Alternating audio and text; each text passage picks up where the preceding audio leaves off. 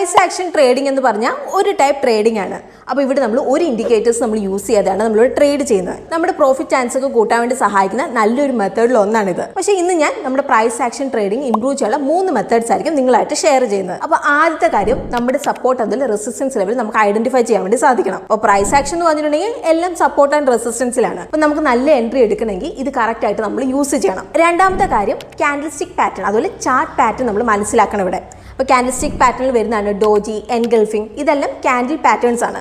അതുപോലെ തന്നെ ചാർട്ട് പാറ്റേണിൽ വരുന്നതാണ് ഡബിൾ ടോപ്പ്, അതുപോലെ തന്നെ ഡബിൾ ബോട്ടം, ട്രിപ്പിൾ ടോപ്പ് അല്ലെങ്കിൽ VCP പാറ്റേൺസ് ഒക്കെ. അപ്പോൾ പലപ്പോഴും നിങ്ങൾ കണ്ടിട്ടുണ്ടാവും നല്ല പ്രൈസ് ആക്ഷൻ ക്രിയേറ്റേഴ്സ് ഈ പാറ്റേൺ നല്ല രീതിയിൽ യൂസ് ചെയ്യുന്നവരാവും. ഇനിയിപ്പോൾ മൂന്നാമത്തെ കാര്യം എനിക്ക് പറയാനുള്ളത്, നമ്മൾ മൾട്ടിപ്പിൾ ടൈം ഫ്രെയിംസ് നമ്മൾ യൂസ് ചെയ്യണം. അപ്പോൾ നിങ്ങൾ പലപ്പോഴും കണ്ടിട്ടുണ്ടാവും നല്ല പ്രൈസ് ആക്ഷൻ ക്രിയേറ്റേഴ്സ് ഒക്കെ മൾട്ടിപ്പിൾ ടൈം ഫ്രെയിം അനാലിസിസ് ചെയ്യുന്നത്. അപ്പോൾ ഇതിൻ്റെ അർത്ഥം വലിയ ടൈം ഫ്രെയിമിലാണ് അവരുടെ ഡയറക്ഷൻ കണ്ടെത്തുന്നത്, എന്നിട്ട് ചെറിയ ടൈം ഫ്രെയിമിലാവും അവർ എൻട്രി എടുക്കുന്നത്.